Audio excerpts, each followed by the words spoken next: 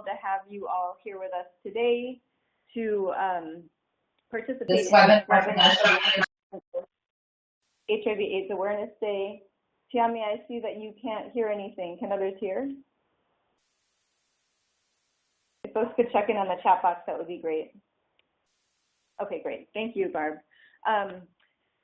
So today, PWN-USA is excited to be releasing what we are calling Bodily Autonomy, a framework to guide our future. And this is basically a framework that we think sort of intersects a lot of the issues many of you all are already working on and that we have been fighting for collectively for a long time around these intersections of reproductive justice, surveillance and policing, freedom of movement and migration, and a number of other things. And we'll talk more about that in just a little bit.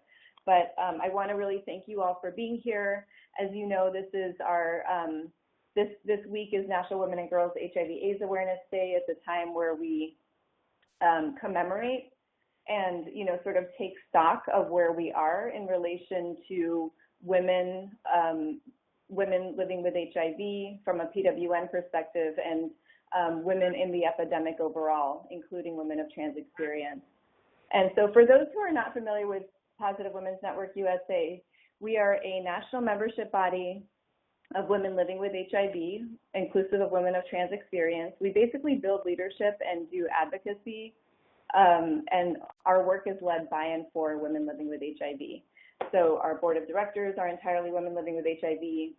Our staff are majority women living with HIV and majority women of color. And we strive to really be reflective at our highest leadership levels of the constituencies that we represent, and because that's the type of world we're trying to create. And so I think that's just sort of the vision I want to put out there for this National Women and Girls HIV/AIDS Awareness Day. We're deeply honored to be sharing this day with all of you. This day is very personal for many of us. For me, as a woman living with HIV who was diagnosed in 2002, it means a lot to know that so many folks are in this struggle. Many have been in it for much longer than I have, working to fight for and advance our rights and dignity. So I want to just, again, welcome all of you and offer a very special shout out to our featured speakers today. We have a fabulous lineup of folks for you. I can't even tell you how amazing they are. I personally am so excited to hear from all of them. We're going to be hearing from Dazon Dixon Diallo, who, if you don't already know Dazon, you will soon. Dazon is a recognized visionary and advocate at the intersection of human rights, reproductive justice, and HIV. She is the founder and president of Sister Love, Inc., which operates both out of Atlanta and out of South Africa. And Dazon does a whole bunch of things for a whole bunch of people, really fighting to make sure that women's voices, and especially the voices of Black women and women from the Southern U.S. and the Global South, are reflected in the highest levels of conversation about decisions that are made about the epidemic. And Dazon is somebody that I very much look up to, and I'm thrilled to have on this webinar with us today. And then our second speaker is going to be the fabulous and fierce Bree Campbell, who is the executive director and co-founder of the Trans Sistas of Color Project in Detroit. Bree is a board member of Positive Women's Network USA. She is also a national advisory board member of Positively Trans, was a Victory Fund Empowerment Fellow in 2015, and is a member and was a member of the 2016 Brown Boy LGBT Executive Director Training. She is a fierce advocate in her own right as well. And if you haven't seen the film Empowered, produced by the Kaiser Family Foundation last year, I highly encourage you to check it out. It was their Trans Women and HIV campaign, and you get to learn a lot more about Bree. Her work is truly amazing. We also are going to hear from Micky Bradford, who is a non-binary Black trans femme and performer organizer, who I have just kind of had the opportunity of starting to get to know over the last year or so. Micky is totally fierce, and I'm really excited to be working with her more and to, kind of engage more around the work that Micky is doing at the intersection of Southern organizing in the South, and organizing for LGBT communities. A lot of Micky's work is focusing on looking at policing practices, looking at expanding sanctuary. She's going to be talking about much of this. We got to meet each other, I think, for the first time in person at HIV is Not a Crime last year, and is totally a fabulous speaker as well. And her official job is Southern Regional Organizer for the Transgender Law Center and Southerners on New Ground. So kind of working at that intersection of organizing and legal expertise. And then we'll also be hearing from Ana Valadez, who is Director of Research at California Latinas for Reproductive Justice. And CLRJ does incredible work advocating on reproductive justice, immigrant communities, and kind of that intersection. And Ana specifically works on the research side of things to inform and increase the availability of policy-oriented research that addresses the reproductive and sexual health priorities of the Latinx community and is reflective of their needs. And we all know that research is so important to drive policy. CLRJ is very much a pioneer in the field working at this intersection, and we are thrilled and honored to have them with us today as well. So here's the agenda. I won't spend too much time going through it. You just heard our welcome and introduction. You're going to hear a little bit about the bodily autonomy framework. I just heard from Jenny that our link went live a minute ago. Maybe Jenny can post it in the chat box here. It literally just happened. It's on our website. It's been a labor of love. Every pun intended there, like birthing, douulaing this framework. And so thank you, Jenny. That's the link right there for the bodily autonomy framework we are releasing today. So Cami and I will talk about that a little bit. Then we'll hear from Dazon, Bree, Anna, and Micky is going to close us out. And then we'll have some time for questions and discussion. And do feel free to write any questions or thoughts or comments, post resources in the chat box, but we'll also have time at the end to hear from you. And right now your lines are muted, but we'll have a way for you to unmute your lines during the Q&A. So I think I just talked about who PWN is. I don't need to do that. So what is bodily autonomy? Well, bodily autonomy is basically, it's a framework that we're releasing today. It basically means that we are free to decide without coercion, without violence from the state, without surveillance, without policing, a whole number of things, including if, when, and how we have children, who we have relationships with, what those look like, where and how we work, so the freedom to engage in all kinds of work, to be compensated fairly for our work, equitably for our work, to not have that work be criminalized, including sex work. We are also free to decide how we express our gender identity, how we express our sexuality, and we should be safe to do that. It means we are also free to decide where we go, where we live. So really thinking about this current political climate around migration, immigration, surveillance of people who are or are perceived to be immigrants, really thinking about who is perceived to be, what it means to be sort of like American or what it means to belong somewhere. Bodily autonomy connects to all of that. It's really a framework around our human rights, to our right to be safe, to be free, to move freely. And all of this without coercion or violence from the state. And so bodily autonomy at its fundamental level is the simple but radical concept that individuals have the right to control what does and does not happen to our bodies. And that means, from everything from our sexual and reproductive decision-making to how we disclose our HIV status, when our private information gets shared. And so when we have full bodily autonomy, not only are we empowered to make decisions about our health and future without coercion or control by others, but as importantly, we have the support and resources we need in order to carry out those decisions. So this is not just about sort of like the absence of of laws or policies preventing us to do things. It's also an affirmative about the kinds of supports that need to be in place, including economic supports, social supports, cultural supports, political supports that affirmatively grant us access to these things that are needed in order for us to control what does and does not happen to our bodies. And so again, the link to our full framework is here below. So why is this so important? Well, we believe that it's important because women living with HIV in the U.S., we are primarily women of color, first of all.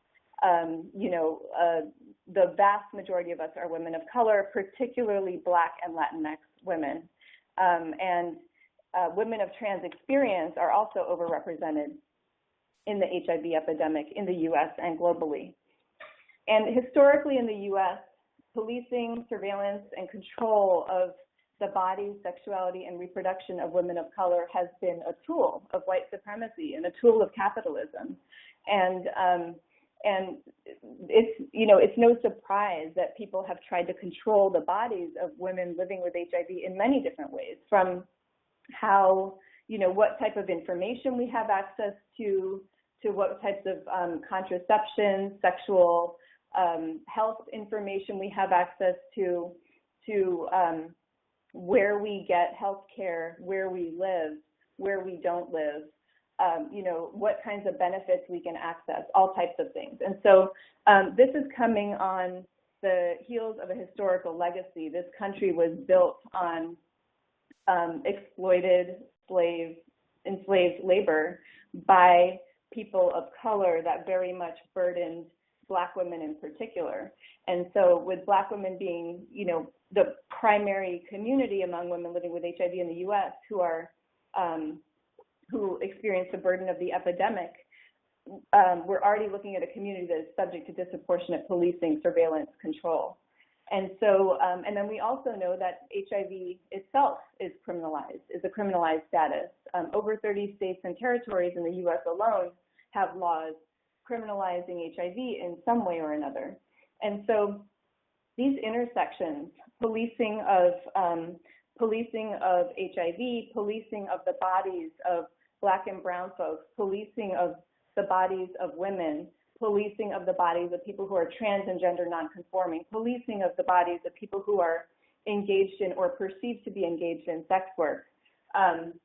All of these intersections make it, kind of urgent that we respond, and particularly today when we're seeing all of these attacks on different vulnerable communities. And so we assert the fundamental rights of all people, and in particular for women and folks of trans experience living with HIV, to control our bodies, our sexualities, our reproduction, and our futures. And we believe that when women and girls living with HIV are free, all of us will be free, because we're looking at, some of the communities that are most marginalized and most impacted by multiple forms of oppression. And so I'm going to go ahead and turn this next section over to our really fabulous HIV reproductive justice legal fellow, Cammie Dodson, who played a big part in kind of pulling this whole bodily autonomy framework together. And if you don't know Cammie, you should know Cammie. So here she is. Thanks, Nana, and thanks everyone for joining us, as well as our other speakers who are going to do a really fantastic job of fleshing more of this out.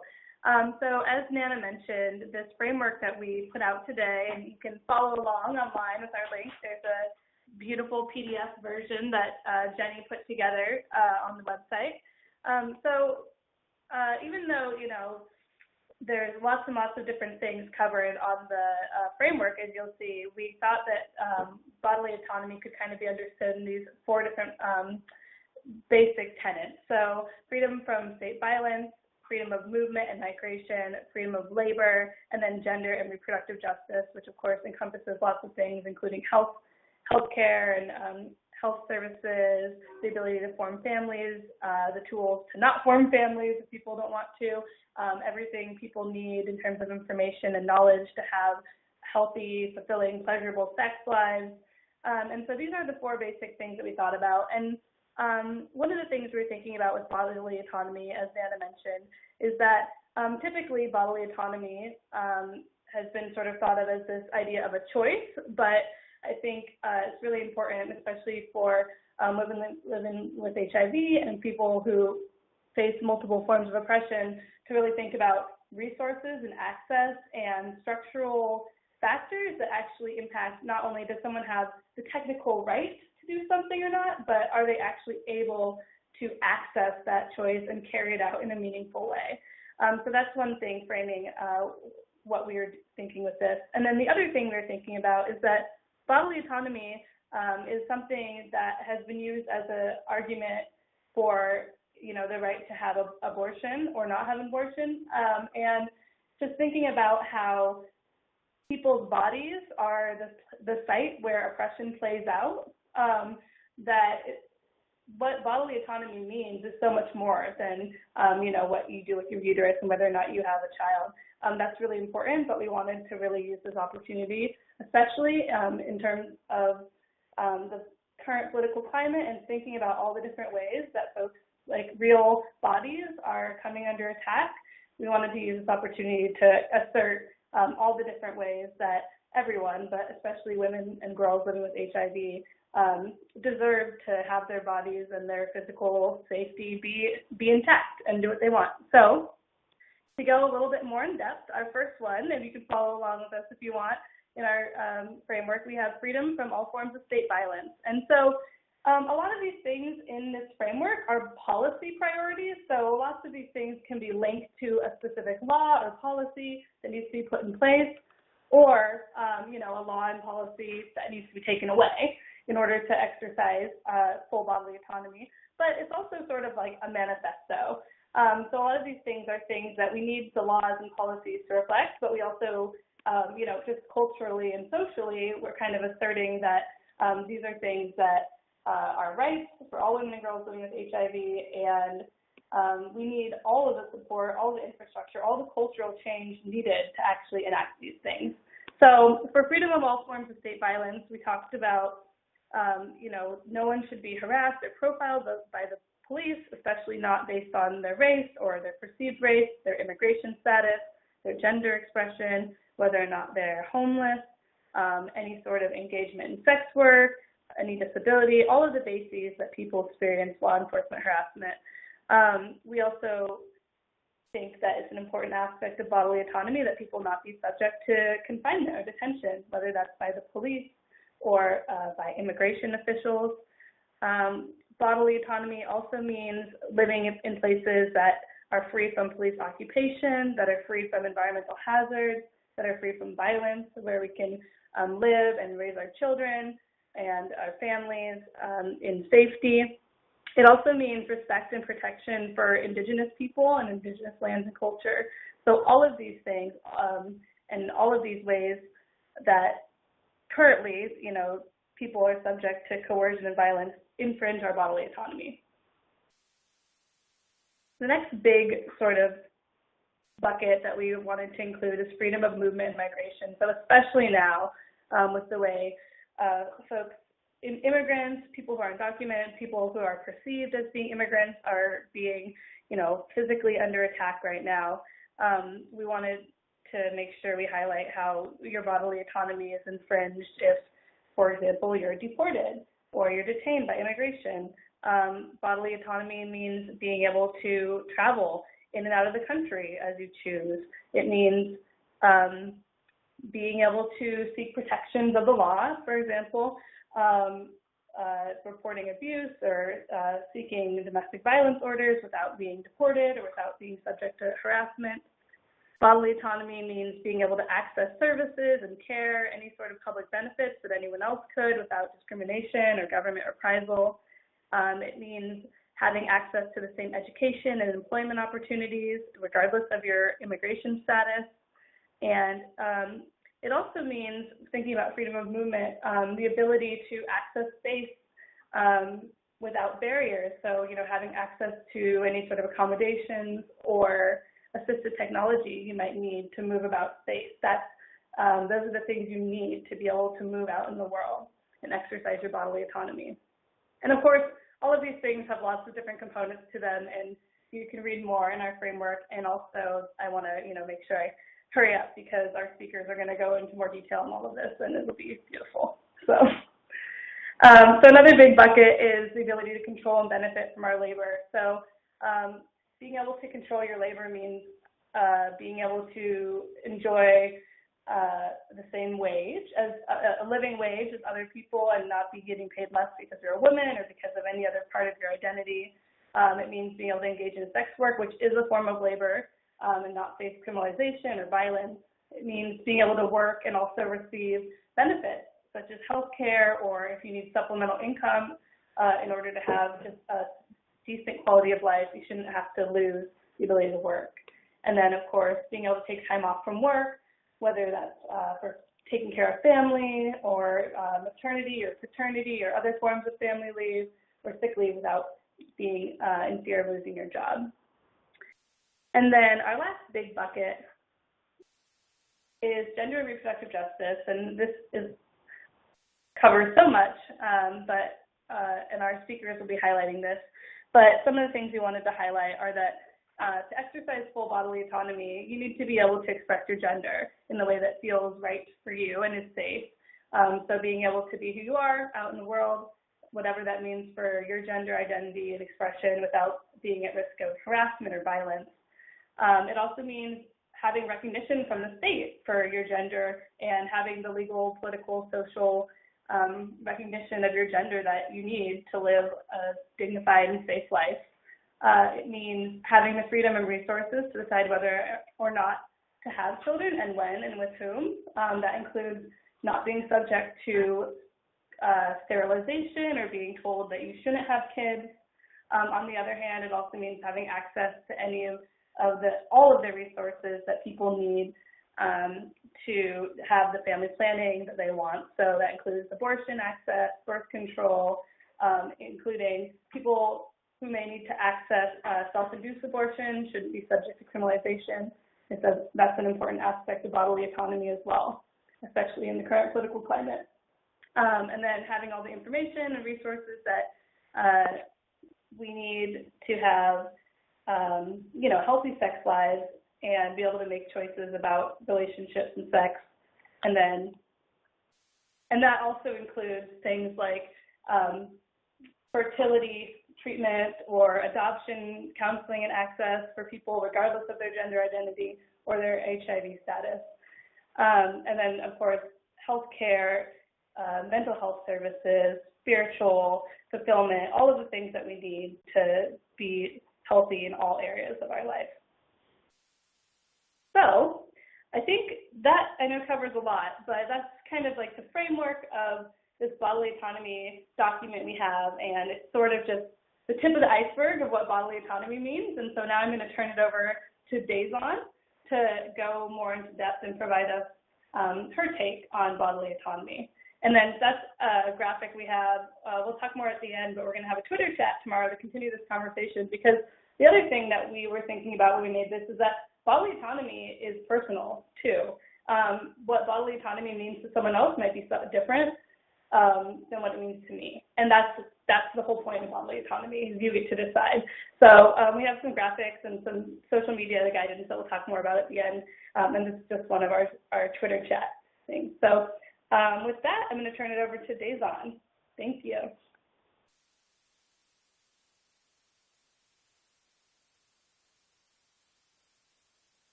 Daison, you might need to unmute your phone if you're muted.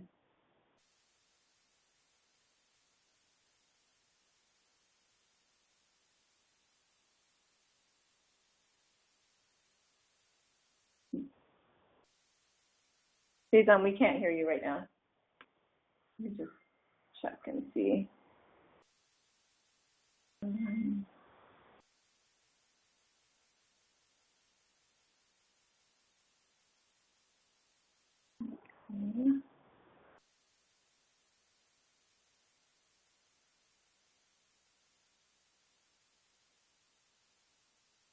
Oh, I think you might need to enter your audio pin. Try entering *110 and see if that helps. Or I'm looking for your phone to see if I can unmute your line manually.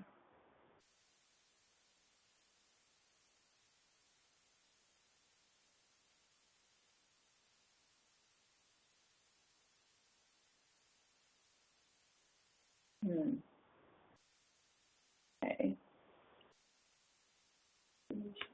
Yeah, okay, we're going to go ahead to our next presenter. Are folks able to hear me okay?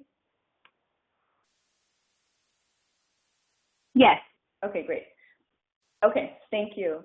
So I think Deza might be having a technical difficulty, so we're going to go on to our next presenter, Bree Campbell, and we'll come back to Deza when she's back. So I'm going to go ahead and introduce Brienne Campbell. Here's a fantastic photo of Bree, who, as I said before, is the Executive Director of the Trans Sistas of Color Project Detroit and is going to be talking about transgendered reproductive justice. Or, Deza, was that you? Yeah, that's okay, we can hear you now.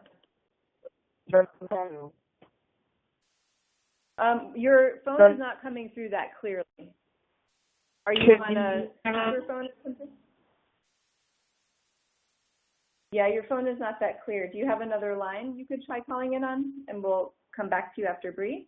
Is it better? That's not really better. Okay, is better?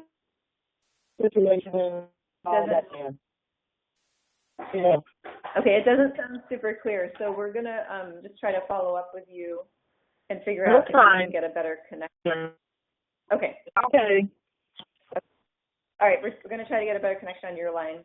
But in the meantime, we're going to go on to Bree's presentation. So Bree's going to be talking about kind of degendering reproductive justice and how we really get towards trans-centered reproductive justice. So Bree, go ahead and take it away.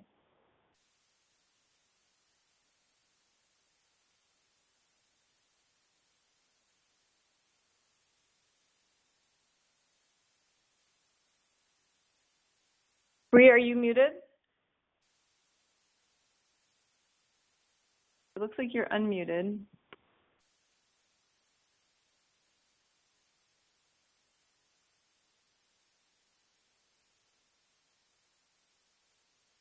Okay. Hey, it looks like Bree just fell off the call. Maybe.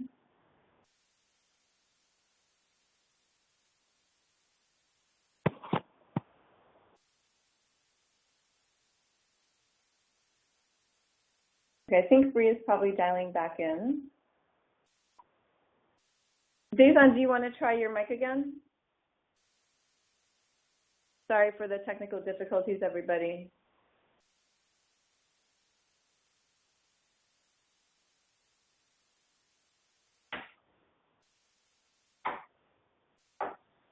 Okay. Hello. So, yes. Hello? Is that Bree? Nana, Great. Yes, it is. I'm sorry. That's I'm okay. sorry. I don't We're know just if you. glad to have you back. Okay, I don't know if you heard Go anything earlier, but I'm sorry. I apologize. There's a lot of stuff that's going on right now, so I apologize if anybody heard anything that I was saying before that. Was I muted the whole time? We didn't hear you at all. You're good. So okay. Go ahead and take it away. Cool. Thank you. No hi, everybody. So I guess I really want to start the conversation off by saying that for trans people, we've never had body autonomy. So I think it's really interesting that we're having this conversation now because as a person of trans experience, I feel as though that like our bodies have already been decided and determined for us. Even though we constantly are pushing back on the ways in which that we would like our bodies to be talked about, and even just the way in which people feel like that they have the right to literally ask us what's in our pants, right? So I really just wanted to like really remind people that for people of trans experience, this is not a new conversation. And that I think it's really interesting now that we are having this reproductive, especially when we're having the conversation around trans people and reproductive justice. So I run an organization in Detroit, and one of our really great community partners did a presentation around trans youth, and she made a comment. Her comment was, for her, she felt like that trans people weren't really concerned about reproducing, having children. They were more concerned about getting hormones. And that was the first time that the reproductive justice conversation even sparked for me, because I was like, wait a minute, like, to be fair, I do think that hormones and transitioning is a high priority for trans people, but also I think the way in which that we transition is not very conductive to people who want to transition and have families. For instance, trans people are discriminated against from even just adopting children, right? So for a lot of trans people, we don't even make the clear choice to give up our rights to be parents for hormones. And I just think it's just really interesting as a trans person who's actually tried to access reproductive justice, reproductive services, that I found a really great program that was really trans-centered and that took really great care of my transness, but also being a trans person living with HIV, I think that was the first time for me that I went into a situation regarding healthcare thinking that my transness was going to be more of an issue than my HIV, and it turns out to be the exact opposite. And I think it's just really interesting that when I first started doing work 10 years ago around just even the body autonomy of women living with HIV who wanted to have children, right? There was a lot, in my opinion, there was a lot of people putting their personal feelings and their personal ideas of how they felt like their world looked like with HIV on people living with HIV, and it made it just a lot harder to access like healthcare and to honestly be honest with your healthcare provider about the things that you are doing in your life. As someone who is a little bit more well-versed and a leader, I think that those struggles never leave, right? So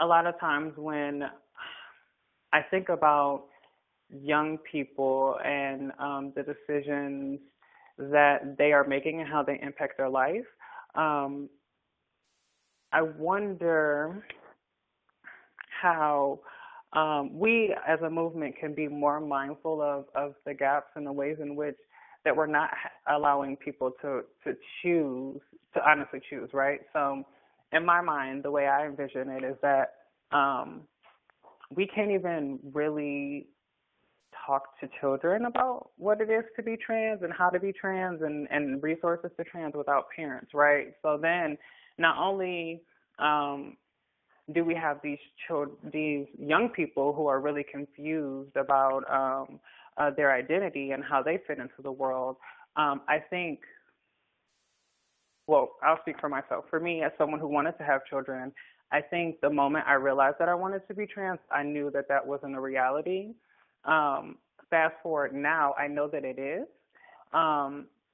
And when I first started really thinking about transitioning, the leaders who were before me, all of the trans women that I looked up to or could find information on, were really successful, right, or dead. And so I think that as leaders, we need to be really mindful of really having really real conversations with people just about the real in and outs of what a transition is. I know for me as a trans woman, the things that I know now about being trans and how I can show up as a trans person look totally different than what I envisioned them 5 years ago, right? And I think we need to have more conversations about what that really looks like, and making sure that we have access that we have this information also accessible to young people, because I think that's where we're going to miss a lot of really allowing people to really choose, is, those young ages when they're starting to think about transitioning. Because as a trans person, I know I can walk into any clinic and get resources about an STI, HIV. People ask me about cancer, right? They ask me, do I smoke? But nobody has really ever asked me, was I interested or am I interested in having kids, right? Except for when I go to the doctor and they think that I'm a cis woman. But even still, those questions aren't really geared towards, are you thinking about it? Are these things that you're thinking about? So for me, as the executive director of an organization, I've been more mindful about just making sure that our community has a little bit more information about just their bodies and the ways in which their bodies can be described and what they can do with their bodies, right, including having children. But I don't think that that's happening everywhere. I think there are a couple of amazing trans people on this call who are doing really amazing work, but I don't think we really have conversations around children like we should. And so I think I would like to just really end this conversation and just tasking people to make sure that when in the work that we're doing, we're really being authentic and the vision and the mission of what we're doing. And I think bodily autonomy is one of those things, right? I would love to live in a world where it didn't matter if I was cis or trans, right? or male or female or masculine, femme, or they, X, Y, whatever. And so I think this is a really great start. And like I said, I would just challenge people to start having these conversations in their meeting spaces with their people in their respective areas.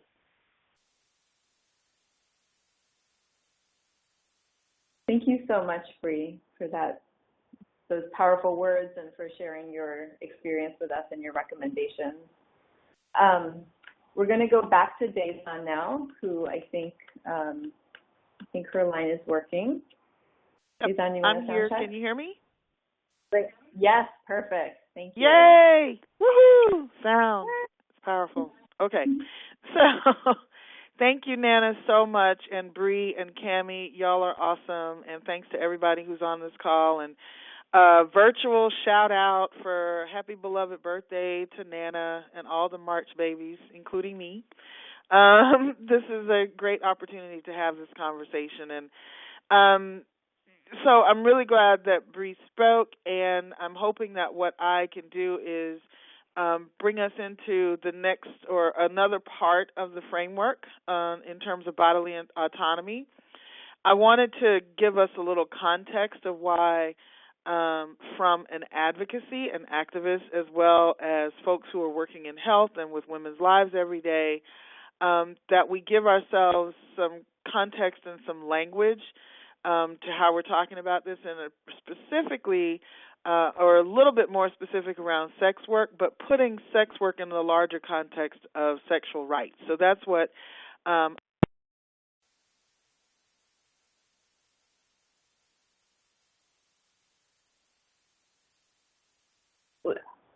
Daison, you cut out, by the way.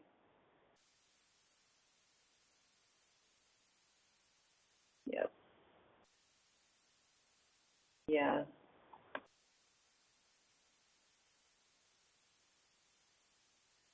I think Daison's probably going to call right back in, so let's give it a minute.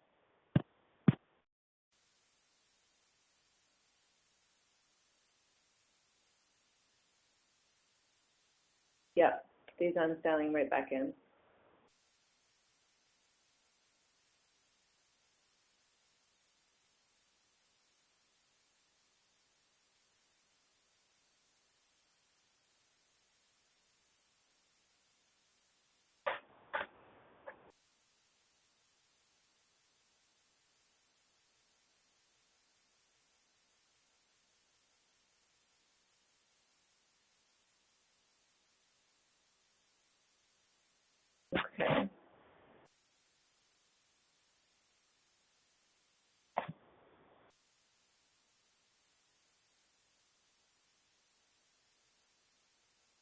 So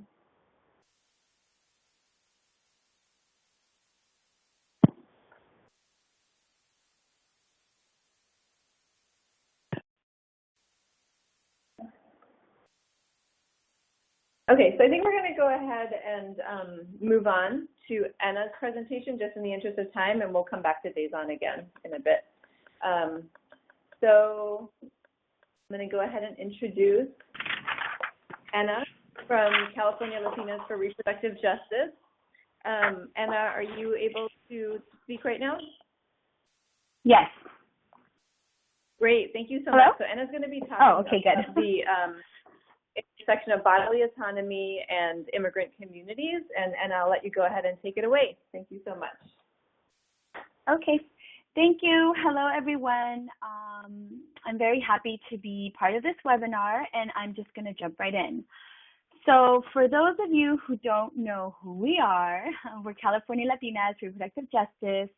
We are the only Latina-led RJ organization in California that addresses Latinas' reproductive health rights and justice. And so we are based here in Los Angeles, but we do statewide policy advocacy work, amongst other things. And we've been around for over a decade, and we've worked to improve the lives of Latinas and our families by tackling the root causes of the reproductive oppression experienced by communities of color, many of which was touched upon in the introduction of why this conversation around bodily autonomy is so very, very critical and important. And particularly for the purposes of this webinar, right, I'm going to be focusing in on immigrants.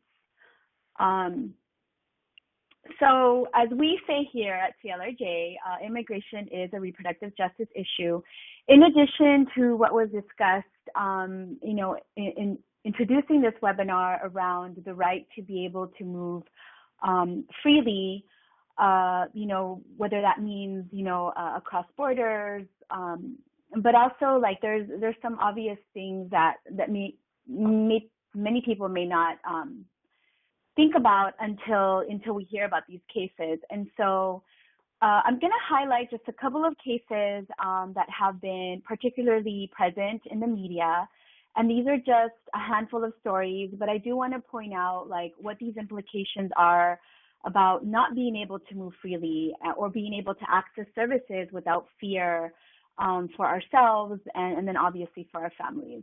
So one of the first cases I want to talk about is about Irving Gonzalez, and she was arrested, she's a trans woman and was arrested in a Texas courthouse as she was seeking a protective order from her boyfriend. So to put this into context, Irving had been in this very violent relationship, and so finally she was able to, go to a judge, and she hadn't done so previously because her partner had repeatedly threatened that, if she were to report him, he would deny it and they wouldn't believe her, he said, because, he was a U.S. citizen and she wasn't. And he also threatened with, deportation, right? So calling authorities on her and deporting her. And so what ended up happening is she was at this courthouse. She actually was waiting to hear back, and she actually got a protective order from this judge, but immediately afterwards, in the courthouse itself, she was detained by ICE officials. And obviously, the implications around this is when we talk about bodily autonomy and we're seeking protections from violence, what does this situation present for other folks who may be in a similar situation? So there's fear of ever really reporting violence being done against you. Who are the authorities to go to if you're going to be immediately detained? And so this is one of the cases that we point out in terms of like what are the protections, right, for folks who face these types of threats. And this not only applies to abusive partners, but we can also apply this to employers or traffickers, because again, if folks don't feel safe or feel that they're going to have repercussions such as being deported, there is no incentive to report what's being done to them and to keep themselves safe. The other issue that I want to point out is while she was detained, she was denied or actually delayed hormone therapy treatment. And so, again, this is another violation, right, of our bodily autonomy, because this is a treatment that is very necessary for her well-being. And I believe it took around 11 days until she finally received her therapy.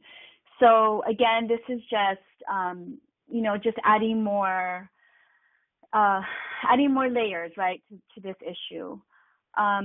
Another situation we want to point to is Sara Beltran Hernandez, and I'm pretty sure this actually did a lot of rounds in the media.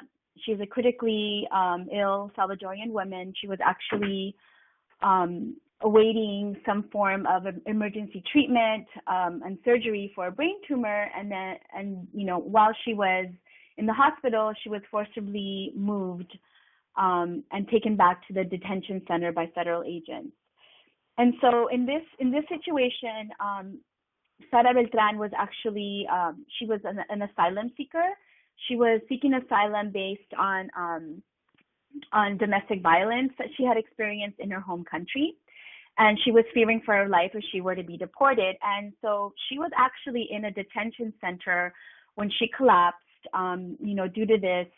due to this brain tumor. And so she was taken to the hospital, and after a couple of days there, then she was taken back. And so again, taking this back to the question of bodily autonomy, here is a person who is in need of treatment, and I do want to point out that when she was taken to see the doctor in subsequent appointments, like her neurosurgeon, she was shackled at the waist, she was shackled at the wrist, at the ankles.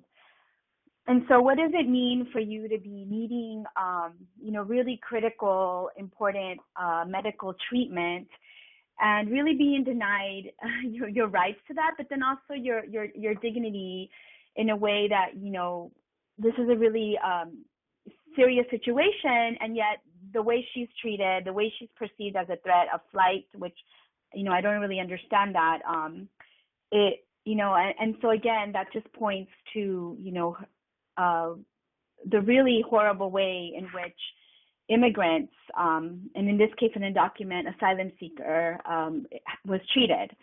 I also want to point that during the time that she was in the hospital, her lawyer attempted to visit her, and then a guard forcibly removed the lawyer, saying that, she didn't have a right to be there. And so, again, this violates, her right to counsel, especially because, as I pointed out, she already had a case open in terms of trying to clarify her status here in the U.S. And so, again, thinking about what in terms of our body, in terms of her being to exercise her bodily autonomy and all the barriers, right, that are placed in her situation. Another case in point I want to talk about is Daniela Vargas, and she was recently detained last month in February. She was she was part of a press conference where she was relating to her story about how her father and her dad were detained as part of that, as part of the raids, right, that we've been hearing about recently. And so she was at this press conference, and she was basically saying that, as a DACA recipient and, as an immigrant, who's been here for, pretty much all of her life, she just wanted to have the opportunity to stay and become, a productive citizen, and just pointed out to the contributions that her family has also made. And pretty much immediately after this press conference, she was detained. And the loophole in her case, I guess, was that, as I mentioned, she was a DACA recipient. It did expire. She was not able to pay the nearly $500 to reapply at that moment when it expired last year, but she was in the midst of reapplying, this year. And that was a loophole where they were like, well, you don't really have, your status was not renewed. And so now she is also facing, deportation without much of a hearing. And so this brings back to, our ability as people, right, to be able to share our stories. If we're in the U.S., the protected right to be able to express ourselves through the First Amendment, she's criticizing, the way immigrants are being treated. And then a lot of people are viewing this obviously as retaliation for having the audacity to speak out, against these injustices. And so now she's facing possible deportation. And so I'm quickly going to go over these other two stories. But again, I just want to come back to this idea of what does it mean really to be able to exercise bodily autonomy, to be able to make decisions, about our education, about our well-being, our physical well-being, whether that's because, we're experiencing violence from a partner, or whether it's because we have a brain tumor, and how these, tangible, horrible barriers prevent us from being able to exercise that right. And so the other two cases was of a father. His name is Romulo Abelica Gonzalez. And again, these are just snippets of what's going on. By no means they represent obviously all the stories of what we've been hearing and what's been happening. But in this case, the father was detained by ICE officials on his way to dropping off his daughters at school. And so again, this has caused this idea of being able to move freely, right? Being able to move, to take your daughters to school, being able to go to work, being able to, seek services, other types of services, health services, without this fear of being detained. I mean, that's really impeding our ability to move freely. And then the last case I want to point out, it was a couple of years ago, or I should say about a year and a half ago, is Blanca Borrego, who was seeking a routine gynecological exam. She had been seeing a doctor for about 18 months regarding a cyst, and that was basically a follow-up appointment. And she presented a false ID because they did ask her. This was a new facility that she had been, that was her first time there, even though, she had seen her doctor in other facilities. This was her first time at that particular clinic or hospital. And so she presented a false ID. And then that's when ICE officials were called in to, because she presented false documents. And so, what I want to say here in particular is obviously, what does this do when you have, even if you didn't have a cyst, right? What if you were just going for a regular routine appointment, and this fear of possibly being deported while you are seeking services? Again, what does that do to our ability to take care of ourselves, to take care of our bodies, to make sure that we are getting the preventive treatment, or if we already have a certain illness, the treatment that we need? But I also want to point out that Blanca Borrego was put into this situation because in Texas, they don't have a law that is able to provide either licenses or IDs to folks who live in that state. And so then it becomes a big difficulty for people to be able to do things such as opening a bank account, volunteering at a child's school, or obtaining medical services, because you have no way of identifying who you are. And so a lot of times, when we hear these stories, maybe we're quick to say, well, why did she use, a fake ID, or why did she do this?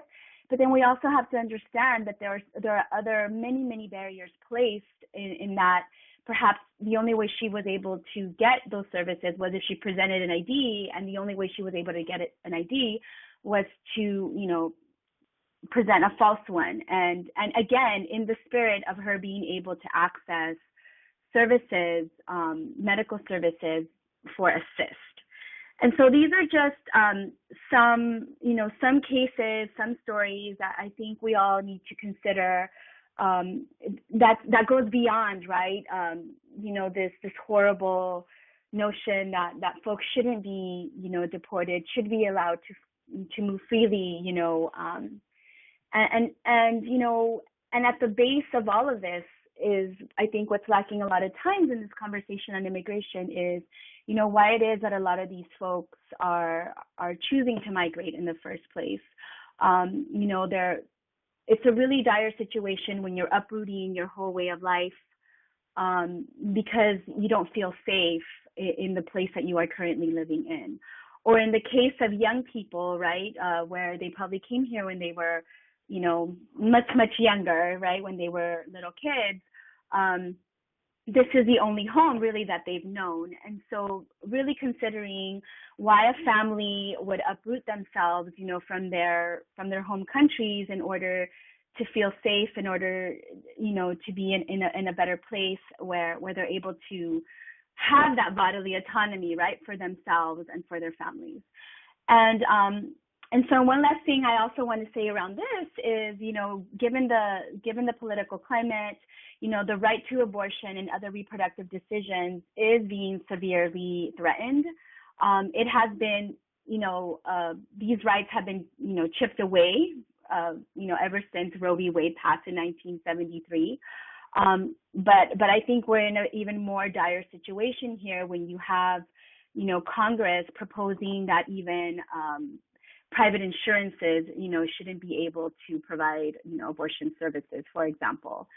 And I'm not going to get too much into this because I know I have limited time and I do want to get to something else, but I do want to really point out, this need for really thinking about, when we talk about our right to have children and not have children, and how abortion really does play a critical role in those decisions, and that we really should be continuing to talk about abortion as just a basic, medical service as we talk about any other medical services when it comes to our reproductive decisions.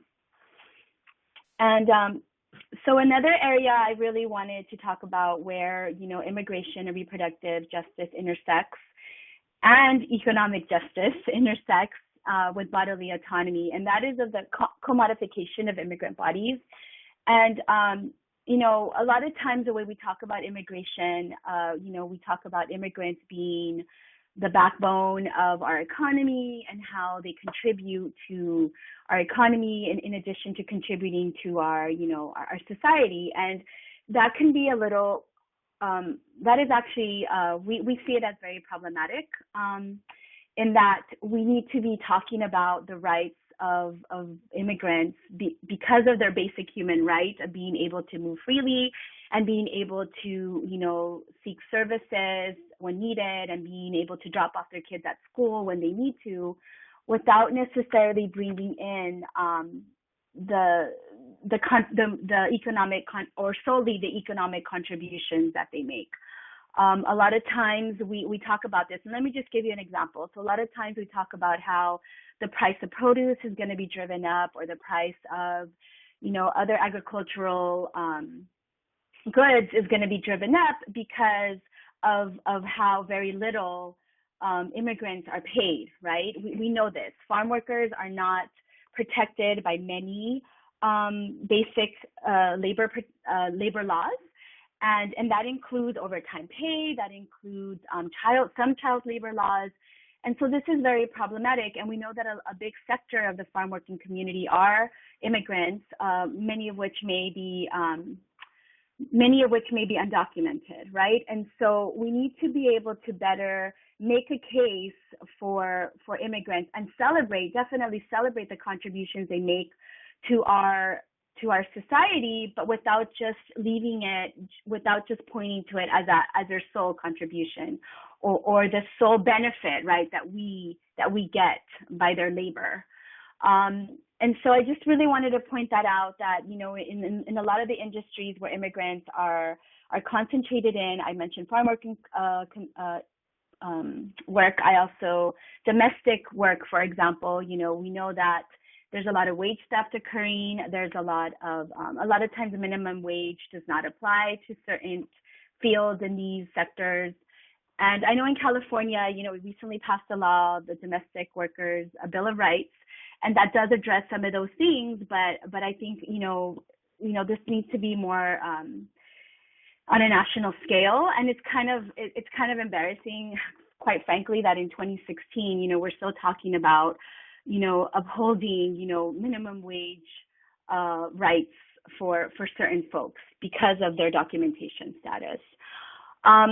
And the last little, and just case in point, I do want to point to something that's kind of been in the news, but I'm not sure if a lot of people are aware. back in 2014, there was a discovery that in a detention center in Colorado, tens of thousands of immigrants were being forced to work for $1 a day, or in some cases nothing at all. And so most recently, a judge ruled this as gave a class action status. So we're looking at as many as up to 60,000 immigrants are going to be involved in this type of class action. And again, going back to, this ideology, right, that because you're undocumented, that you don't have any rights to minimum wage, and that it's perfectly fine, as this company believed, it's perfectly fine to just force you to work for $1 a day or nothing. And a lot of times, if people refused to work, they were put in solitary confinement. And so again, going back right to this idea about bodily autonomy and our ability to be able to work with dignity and have our rights upheld. Whether we're talking about not being forced into slavery, really, I mean, this is what we're talking about. Not being forced into this kind of labor, not have our wages taken away from us, simply because we don't have the proper, documentation.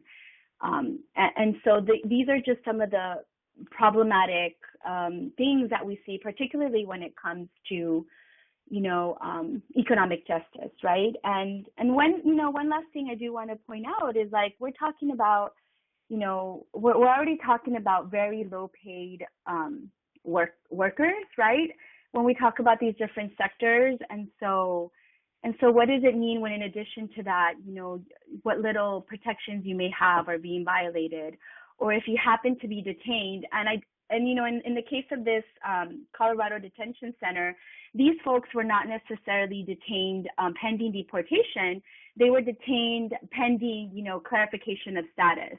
So a lot of times, a lot of the people that ended up in this detention center weren't even going to be deported. And so it's just a very, very sad and not, I think, not given the justified attention or analysis that a lot of these issues deserve.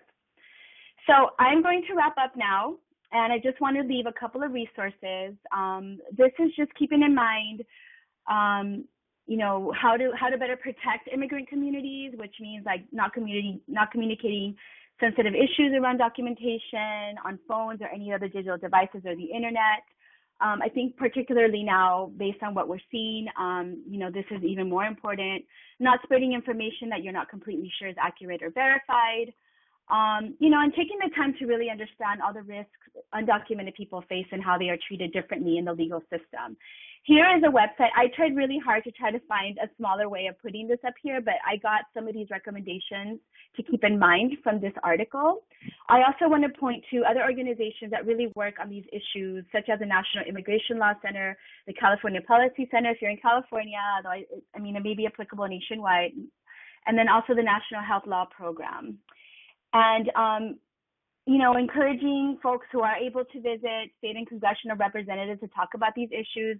These are some ways to find who your congressional representatives are if you're not aware. And then the last to wrap up is here's our contact information, and this is how you can find us on social media. And thank you very much for, really considering, right, these intersections of immigration and reproductive justice. Thank you, Anna. So many really critically important issues there that you're raising, and super timely. So we really appreciate you bringing all those up, and especially bringing the resources up as well at the end, and tips for what we can do differently. I'm going to go ahead and turn this back over to Jason. Third time a charm. We know that we will Let's make it prevail so. this time over the webinar. Yes. Yes, happy. Go ahead, Sis. Again, I think I was cut off the last time, and I was just trying to give Nana a loving happy birthday and to give thanks to everyone for being here. And let's just keep moving and get started. So I was explaining that I wanted to contextualize a lot of the conversation around bodily autonomy in the context, because we want to lay it inside the context of human rights. And so I'm just going to run through this, and hopefully we'll be still having time at the end for a couple of questions and comments. So just reminding folks, we have to talk about it all the time, though we continue to see advances in the reduction of HIV among women in the United States. We are still a part of a global pandemic of which women are more than half. So keeping in mind that when we fight against HIV and AIDS, we fight for sexual and reproductive justice and human rights. And I would absolutely be transparent and say here that that's also including gender. So when we talk about human rights, because I like to make sure we're locating our work within the framework that brings us all together, it's universal legal guarantees, but it can also be activities, programs, and behaviors that protect individuals and groups against actions that interfere with our fundamental freedoms and our human dignity. And there's a framework that makes human rights work, and this is the crux of it, pretty much defined by global agreement through the United Nations, through the different commissions that address human rights issues, that we're looking at civil, political, economic, social, cultural, sexual, developmental, environmental contexts that also especially look at the oppressions and the human rights violations of immigrants, refugees, and indigenous peoples. But for today, we want to focus in on the sexual rights, and within the context of locating sexual work or sex work inside sexual rights. So we talked a little bit about RJ at the beginning, but we identify sexual and reproductive justice as existing when all people have the social, political, and economic power and resources to make healthy decisions about our gender, our bodies, our sexuality, our families, for ourselves, and our communities as we choose to define them. And we recognize that this means we must have the ability for any person to determine what happens to her or his body, and that is directly related to what's happening in their community.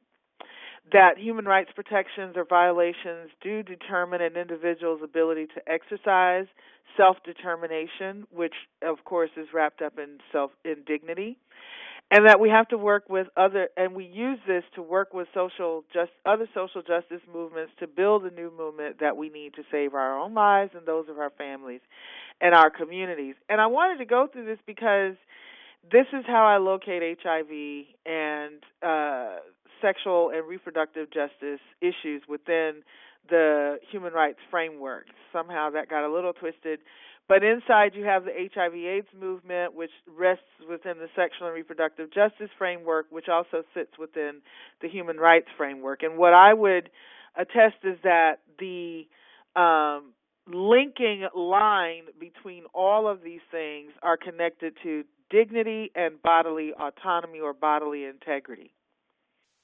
And that actually got solidified when in China at the Fourth World Conference on Women, this is how the human rights of women in all of our diversities was defined, that it includes the right to have control over and decide freely and responsibility on matters related to our sexuality, including our sexual and reproductive freedom, but health, but also free from coercion, discrimination, and violence.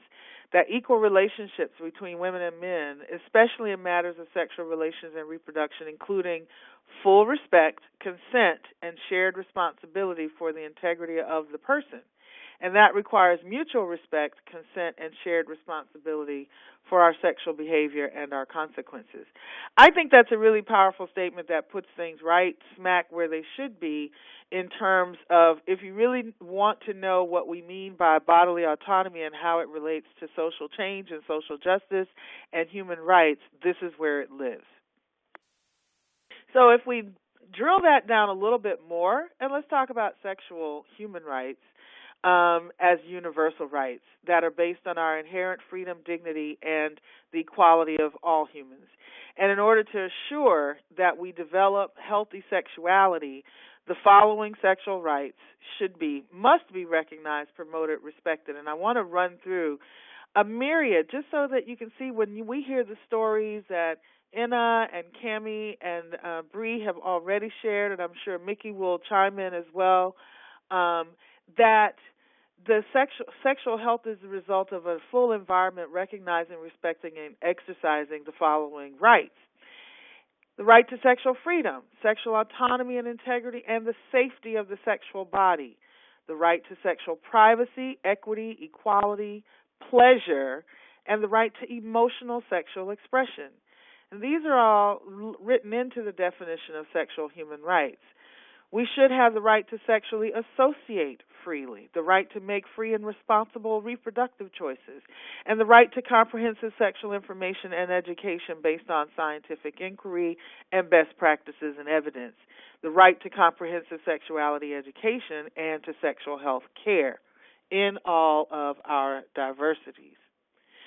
So a little while ago, the global network on sex workers, looking at all of these instruments and documents around human rights and how they relate to advancing the protection of sex work in human rights and law, came up with a fantastic consensus statement that is still being used at every level in local communities by sex worker networks, HIV networks, as well as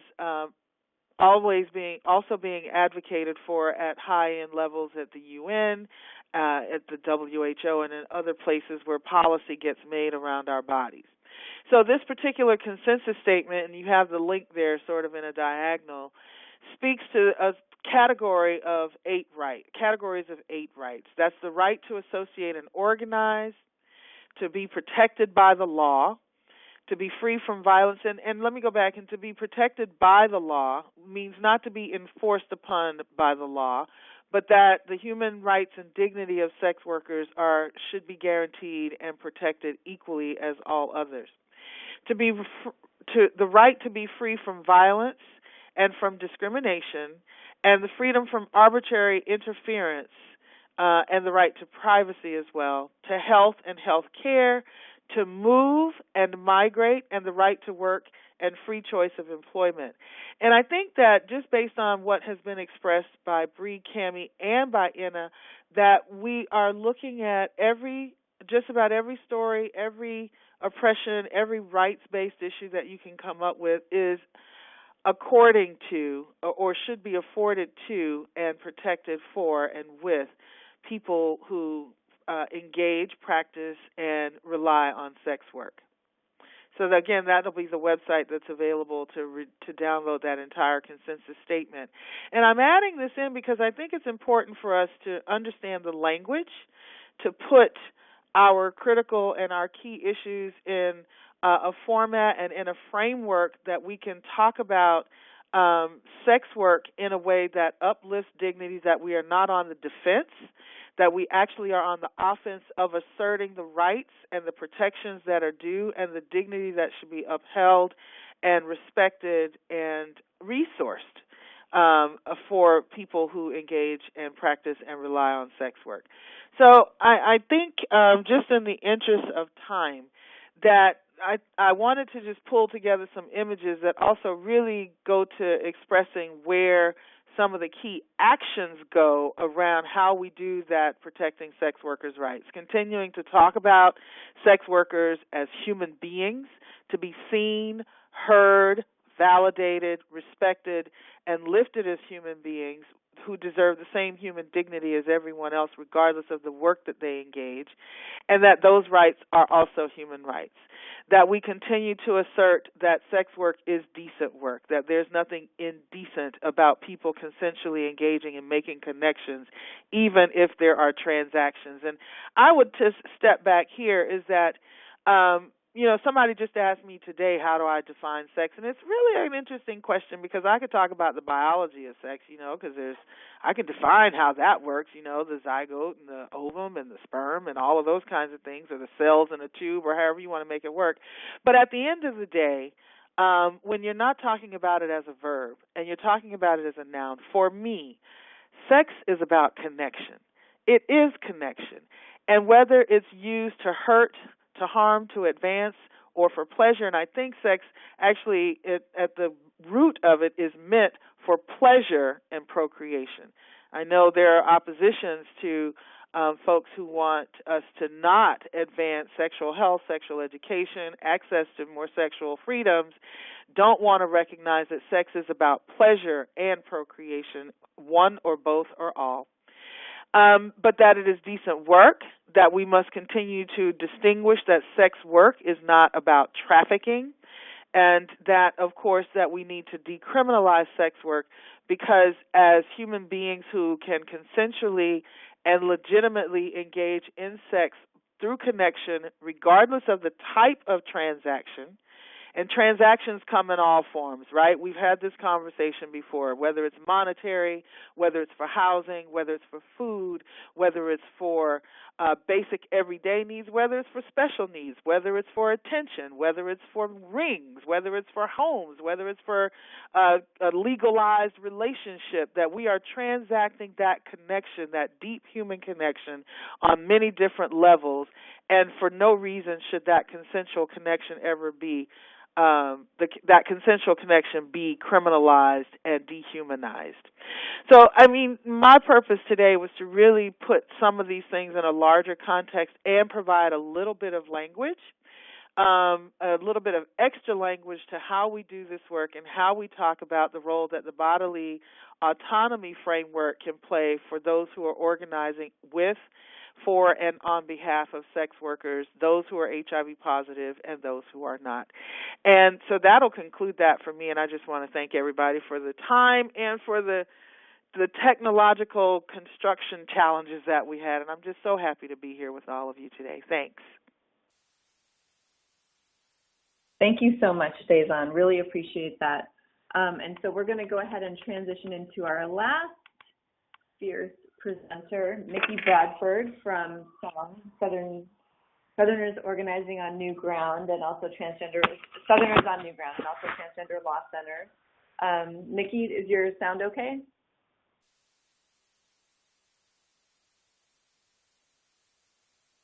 We're not hearing you. You might need to unmute your line if you're muted. Hey, can folks hear me? Yes, we can totally hear you now. Great, thank you. Okay, cool. Hey folks, my name is Micky. I have the pleasure of being on this webinar, and I'm so thankful because I've been crushing on PWN and Bree and Nana in particular for a minute now, because we need places that prioritize community organizing. We really do. It doesn't really mean much if a law or policy passes and the communities impacted are not involved. So I'm really, really honored to be here.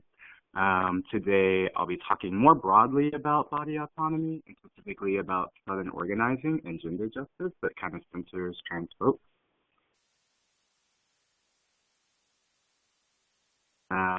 And again, I am the regional organizer for both the Transgender Law Center and SONG.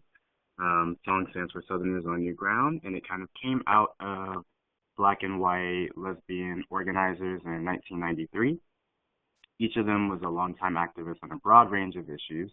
Side note, if you ever want to hear about white lesbians chasing the KKK out of their southern towns, come to a SONG event.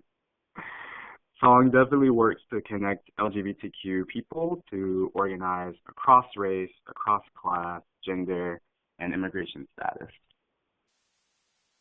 And in this last year, TLC at SONG came about as a partnership between Southerners on New Ground and the Transgender Law Center, kind of as this like collaboration between an organization that is spread across the southern region and a national organization, and also as a way to bridge sort of the legal, policy, and trans-specific expertise of TLC with some of SONG's like well-respected base building and organizing, which means that for me, I get to boss around a bunch of brilliant lawyers so that they support and defend our membership base, which is about 1,000 members who are moving our work across the South.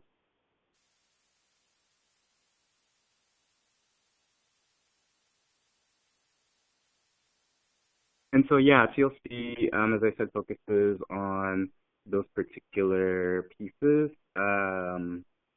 in my work, I get the privilege of being able to travel across the South on this listening tour that is aimed at really understanding the conditions that transgender people and gender nonconforming people are living under, organizing under, and I get to be able to provide a little bit of a service with name and gender marker changes on their identity documents. This year in particular, I'm excited to start offering safety clinics as a part of those legal clinics so that more of our folks can learn what community safety means beyond just like the self-defense classes, but what does it mean to form like a safety team? What does it mean to think about your neighbors as actually people that can protect you?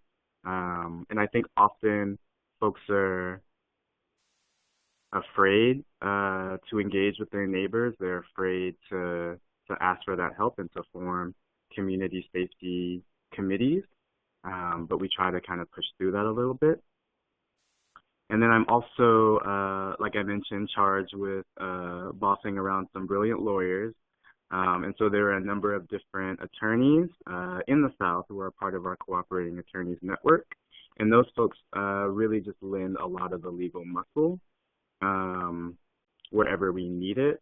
Some of those folks were involved in the Gavin Grimm decision that I know like a lot of folks have heard about. A lot of those folks lended support when we were trying to understand House Bill 2 in North Carolina. And I'll get into more of that as we proceed.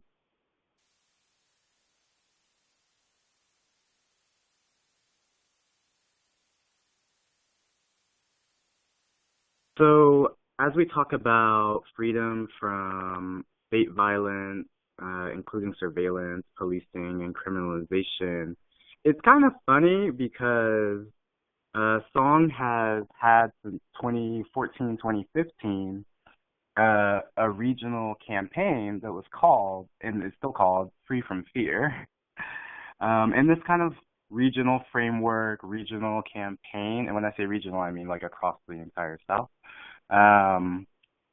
Also, this regional framework, regional campaign, we designed it to have site-specific demands because even though folks like to put the South in this little like box of this is the South, we're actually very different. The things that happen in North Carolina do affect the way that things happen in Mississippi, but they're also different. They're different infrastructures.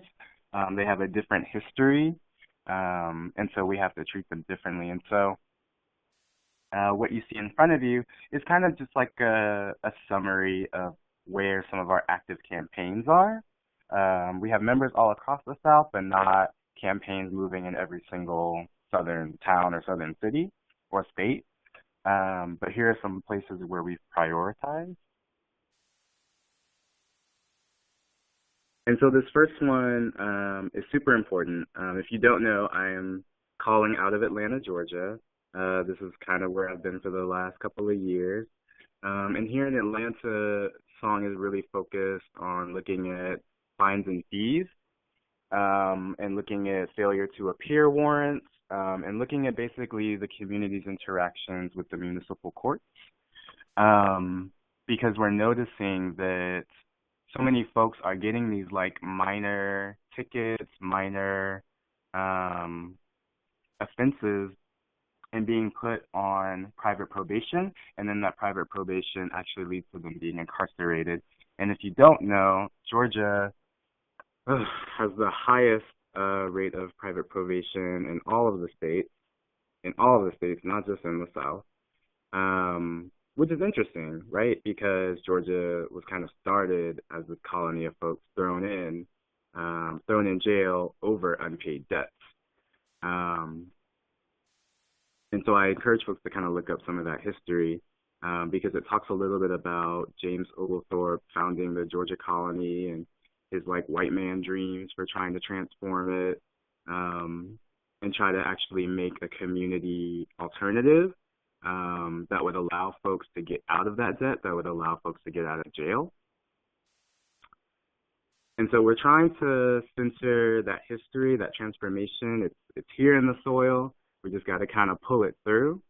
But these are kind of the ways that we are thinking about body autonomy, is that our folks can't really have very much autonomy if with many interactions that they're having in their daily lives, they are being criminalized, they are being attacked, they are being arrested, they are being attacked again while incarcerated, and then they are being attacked by a system that wants to ask them to pay fines and fees for being criminalized. They can't pay those fines and fees, and then they're trying to find work to pay those fines and fees and cannot because of the stigma against formerly incarcerated folks. And so it becomes this cycle that we know really comes down hard on queer and trans people, particularly Black and brown queer and trans people in the South. And so some of our campaigns try to hit at that intersection, and we try to break that up, particularly in Harrisonburg, Virginia, where there is a big immigrant population. We try to work around expanding sanctuary, and I'll get into more about that later, but this is basically a framework that protects undocumented immigrants and tries to intervene on the relationship between cities, churches, really institutions, and their involvement with immigration customs enforcement.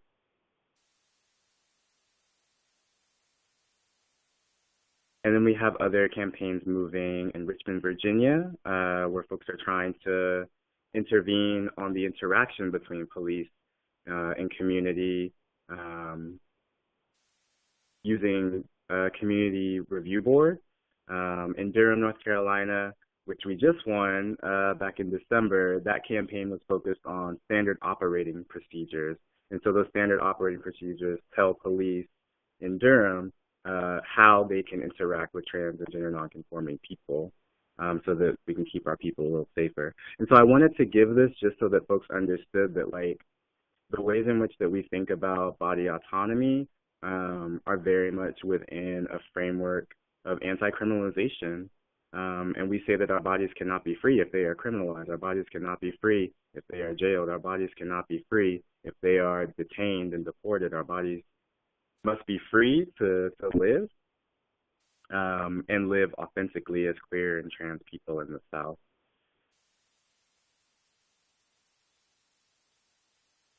And so this kind of brings us to some of the moments that we're in right now. Y'all, like, we are just in this, like, political moment where people are going out into the streets. Everyday citizens are seeing themselves as activists and organizers, and it is so beautiful to watch all these people who are saying Black Lives Matter, who are saying no ban, no wall, who are saying stop killing trans women. Like, it is blowing my mind that there are so many folks who are willing to risk it, who are willing to risk arrest, who are willing to risk social stigma, to declare that actually we won't allow all of this oppression to continue. Actually, we've hit a breaking point and we have to say no. That is so beautiful. And I wanted to put up a couple of examples up here to kind of break down a little bit of what has been happening around freedom of labor. I know a lot of folks have understood House Bill 2 out of North Carolina to be primarily concerned with trans people's access to bathrooms. And it is, and it also is a little bit more than that. It is also an attack on workers' rights. It is also an attack on organizing on the local level. And so if people don't know, what preceded the statewide HB2 was a local non-discrimination ordinance that passed in Charlotte, North Carolina. And so folks were organizing for about a year and a half, a little longer than that, but more it ramped up a year and a half ago to pass that non-discrimination ordinance, particularly for LGBTQ folks. And when that passed, Governor McCrory was just like, oh no, this is not going to stay, and got with his right-wing buddies and decided that he was not only going to come down on queer and trans folks, he was not only going to come down on organizers, he was going to come down on people's ability to fight back for worker-related grievances. And so we had to engage really, really quickly in this rapid response to be in the street, to make sure that people had the legal analysis of HB2, to make sure that people understood how this impacted trans folks. And it was very, very tiring, I would say. And I would say, like, we feel that in our bodies when we are in these streets. We feel sort of all of this stress, and we feel excited, right, when we are in the streets and rallying. And so I wanted to kind of name that healing our bodies from all of this trauma that folks have kind of talked about earlier on the webinar. Sometimes actually doesn't look like isolation. Sometimes that healing actually looks like resisting. Sometimes that healing looks like working towards an end to the oppression. Sometimes that healing looks like being in the streets with each other. And so I wanted to really name that we are in this moment where I think a lot of people are finding their healing in the streets. And it's really beautiful to see. And then I also just wanted to quickly touch on just kind of this relationship between people's perception of sex workers and people's perception of trans women, and how trans women are often assumed to be sex workers, and even when we're not, our existences are allowed by government and society to be questioned, to be intervened on. And I just want folks to really understand that the criminalization of trans and gender nonconforming people is not just carried out by police, but it's carried out by bystanders on the street. It's carried out by institutions such as schools and businesses. It's carried out anywhere in public or private space. And so anytime that someone is allowed to get all up in someone's face about their gender and feels that they are empowered to do that by the messages they're receiving in society, by the messages they're receiving from our government, that's a problem. That's a problem. And so I really think that we need to intervene a little bit harder. And I also just want to mention that for folks who are not in the South, who are not in North Carolina, HB2 is still being fought. And so that is not a battle that is over yet.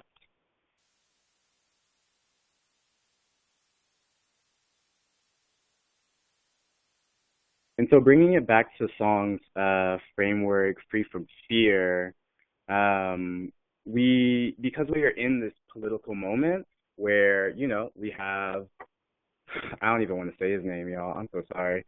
We have the 45th president of the United States who has really gotten a huge base of, yes, Agent Orange, I'm looking at the comment section now. We have gotten a huge backlash where he is calling for increased policing of undocumented people, where he is calling for a return to white supremacy, where he is calling for a return to increased policing as a solution. And so we are saying in response to that, absolutely not, absolutely not. And we have to name in this moment that the attacks that are happening on our bodies are hitting two populations very, very, very hard. Black folks and undocumented folks who sometimes are Black immigrants, sometimes are African immigrants, and most of the time are immigrants from Central America who are, well, we're fleeing some shit that actually America started, but anyway, whole other thing. And so we have to name this crux between criminalization of Black bodies and the criminalization of undocumented bodies is crimmigration, and that is the issue of our time. And so that means that the relationship between the police and Immigration Customs Enforcement, or La Polimigra, must be dismantled. And so that's kind of what we're going into 2017 leading with, that we have to censor Black folks, we have to censor Latinx undocumented folks. And so we've been going around the South doing a lot of community mapping and town halls. We've been trying to get folks up on community defense strategies. Some of that safety team stuff I was talking about earlier is really important, right? Like, what does it mean for people to learn how to do their own community safety? In Atlanta, we have this group called Street Groomers, who are a group of mostly Black men who are like the neighborhood patrol, and they don't necessarily like use like armaments or anything like that, but they like build relationships with all of their neighbors, and they teach other folks how to build relationships and how to actually keep the safety of the community with the community and not outsourced to the police. And then there are other examples of trans folks, queer folks, all over the nation forming these things sort of called purple gangs, where they are taking community defense into their own hands. And so I really want us to think more about what does it look like to dismantle a system of oppression while simultaneously building community alternatives to policing, criminalization, and carceral punishment. And one way that we're looking at that is expanding sanctuary. For a lot of folks, you'll be familiar with some of the sanctuary movement that came out of the 80s. In the South in particular, there were a lot of Black churches, actually, that served as sanctuaries, where they said that, you know, anybody that comes into this church will not be given up to Immigration Customs Enforcement, right? We will protect you. We will harbor you. That's extremely important in these times. And so the expanding sanctuary work is kind of picking up from that and expanding it so that sanctuary is not just situated within churches, and it's not just situated within a particular urban city, but that actually expanding sanctuary means that we are harboring each other's bodies from the violence that we experience from the state, from interpersonal violence, that we are harboring each other in this network of people, right? And we're providing safety for each other in a way that the state has failed to do.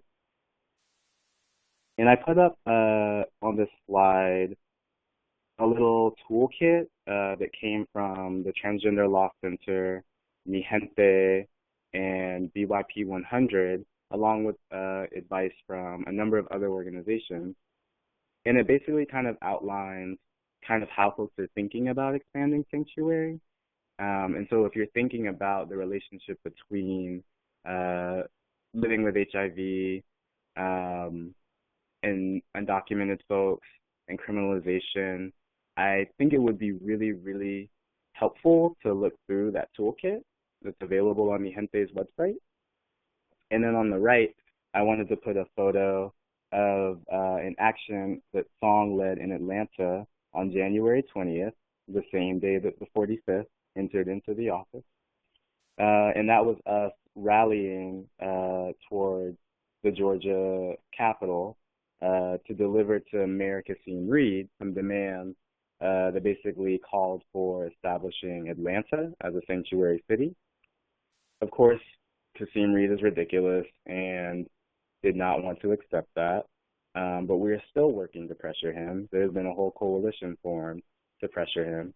And so I just wanted to put that up there so that folks have a little bit more of an example of like forming like street action, and not just like led by one organization, but like several organizations, and that this can like we can put several different demands in the same action.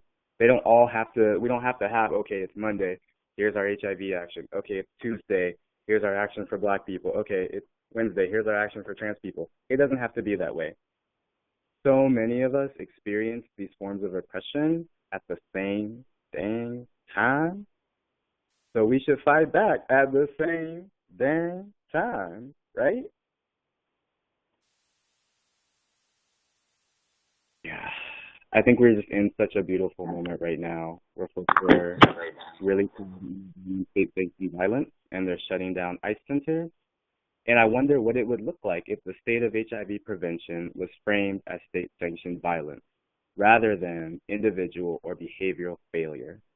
And I'll say that again. What would it look like if the state of HIV prevention was framed as state-sanctioned violence, violence allowed by the state, by the government, rather than individual or behavioral failure? Then the blame is not on the people. Rather, it's on the state that allowed all of these systems of oppression to coalesce. What would it mean for us to organize under that framework? Expanding sanctuary demands that we harbor each other from the state as Black folks, brown folks, Asian Pacific Islanders, people living with HIV, sex workers.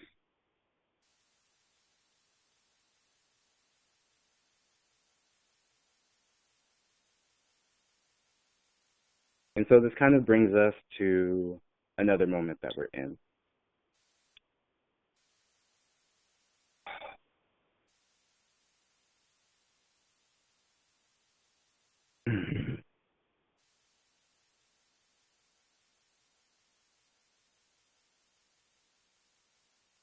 I just wanted to hold that moment for the trans sisters and siblings that I've lost.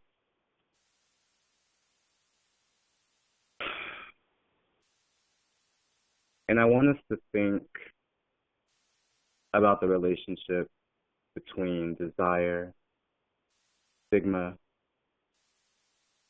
and anti-violence.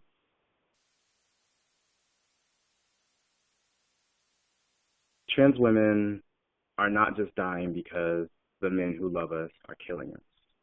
Trans women are being killed by transphobia, which manifests through all of these systems that we rely upon, whether we want to or not.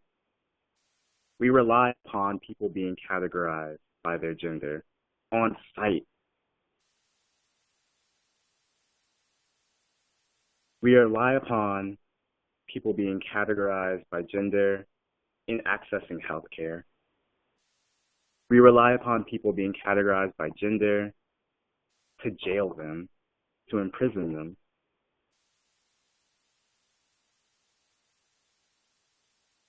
A lot of folks hear the phrase, if we free trans women, then all people are freed. And that's actually really, really close to the truth. That's really close to the truth, because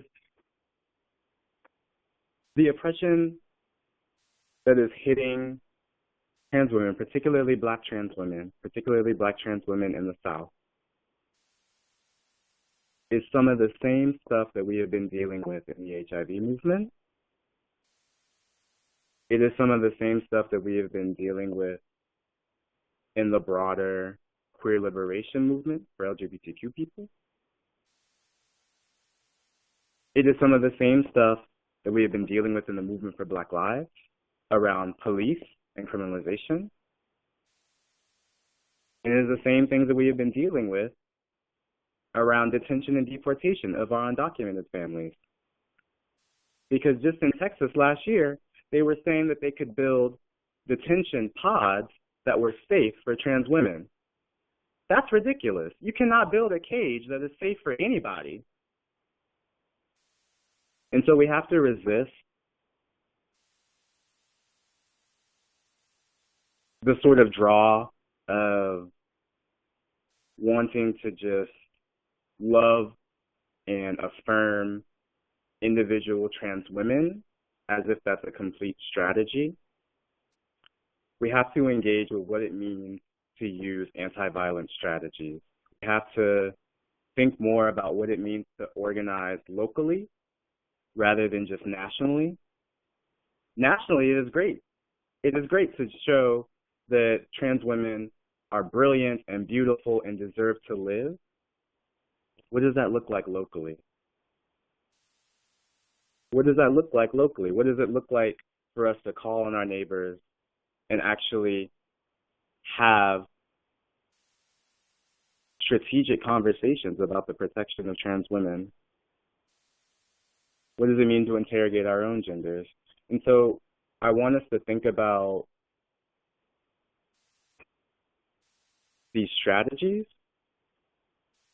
think about what that means for our movement to stop the spread of HIV.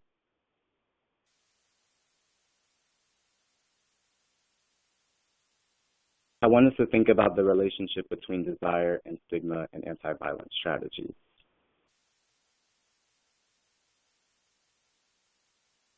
And I want the world to stop killing Black trans women, point blank, period.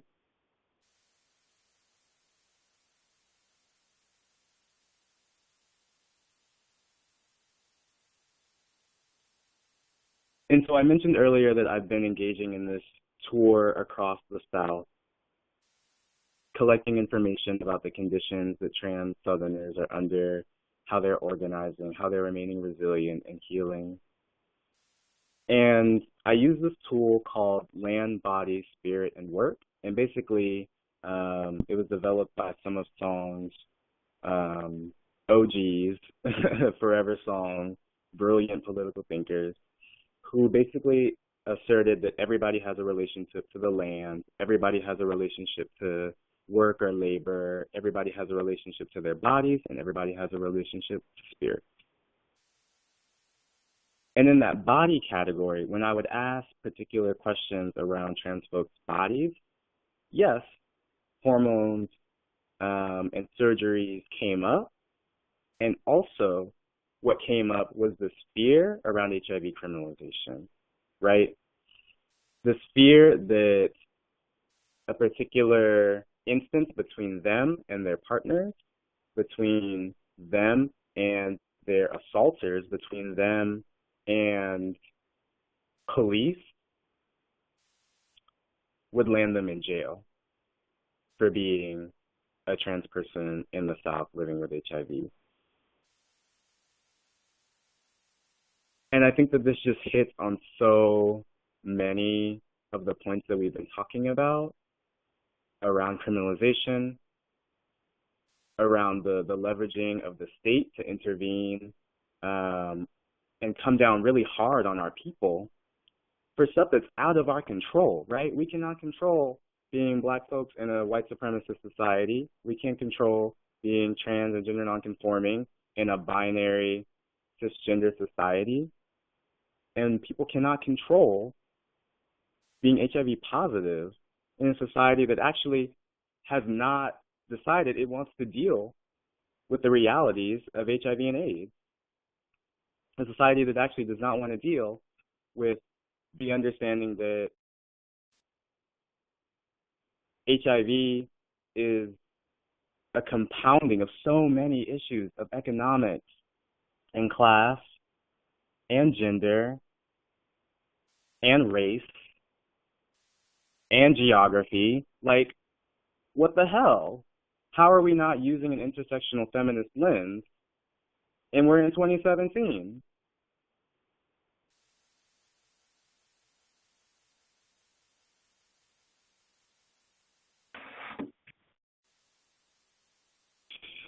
And so just in closing, I just wanted to say that the autonomy of our bodies has always been under attack. It has not just been under attack by other people. It has been attacked by the state. It has been allowed for far too long. And we need to rise up, as we have been doing, especially in this last year. We need to rise up and organize, organize, organize. And that is a picture of me in the middle my sister Raquel on the left, my sister Tony Michelle on the right. We were just having a really, really great day enjoying Black trans sisterhood. I think that's what everyone should do. Enjoy yourselves.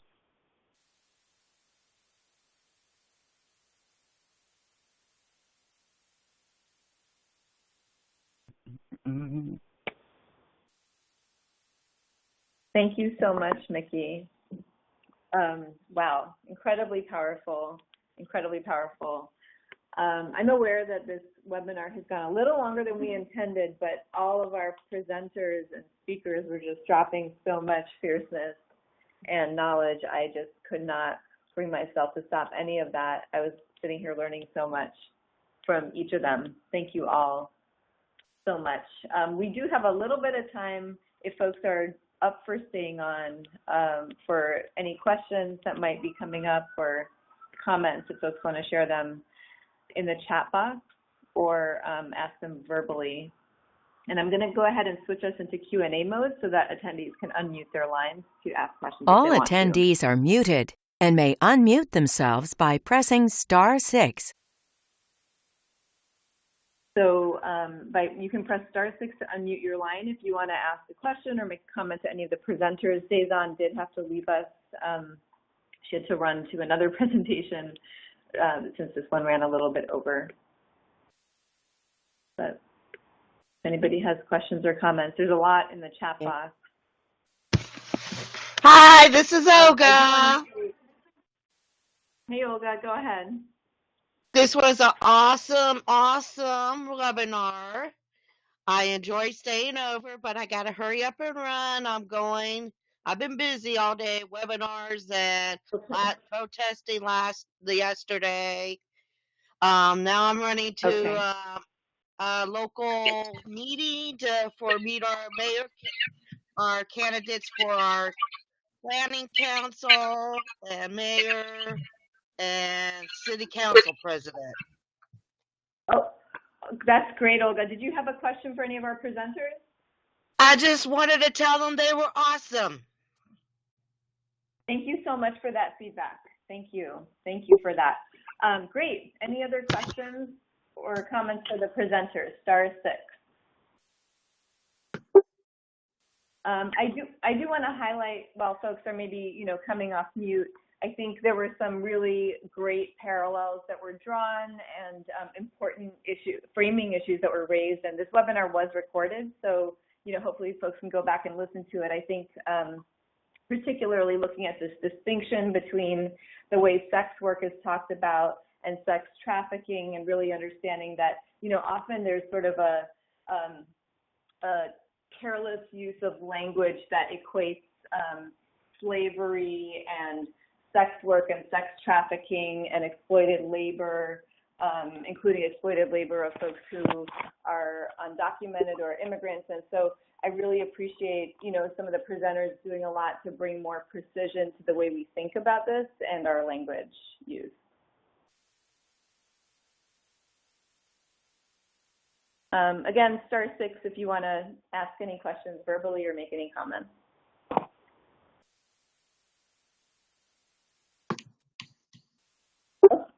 Okay, great. Well, if there are none, here's the link again to our framework, which you all are welcome to look at. And I think we have contact info for our presenters. Maybe not. If we don't, we'll send it out to you afterwards, after this. Okay, cool. It's on their slides. We'll send it out to you after this. We are going to have a Twitter chat to continue this conversation tomorrow. Please join us. We have a bunch of fabulous partners. Some of them are on this webinar with us today. So we're going to have Sister Song, Hive, Desiree Alliance, Tiami Luckett from Positively Trans, the Well Project, Ariana Lynch, the Prevention Access Campaign are all partnering with us on this Twitter chat tomorrow at 9 a.m. Pacific, 12 p.m. Eastern Time. We hope you can make it. And, kind of more than anything, I just want to, again, give a huge shout out to our fabulous presenters for their thoughtful comments, really taking the time to frame this critically important conversation in this critically urgent political, social, and cultural moment that I think has been so well articulated. Thank you all so much. May you all have a very meaningful National Women and Girls HIV/AIDS Awareness Day, whatever that means for all of you. And, you know, kind of as Micky charged us with doing, practicing both resistance and radical healing in whatever forms that looks like for us, whether it's, you know, taking it to the streets, taking a bubble bath, being in direct action, being in healing and community, and supporting each other and having each other's backs, and really this beautiful vision that Micky has put forward also about what expanding sanctuary means. Thinking of ourselves as harboring each other and how we can harbor any of those who are more vulnerable, and how we might be able to use our privilege to, as sanctuary, use our resources as sanctuary, and also where we may need to ask for support. So with that, I just want to thank all of you again, really thank our presenters, and we look forward to being in community, sisterhood, and solidarity with all of you for the long term. Thank you. Have a great rest of your day, everybody.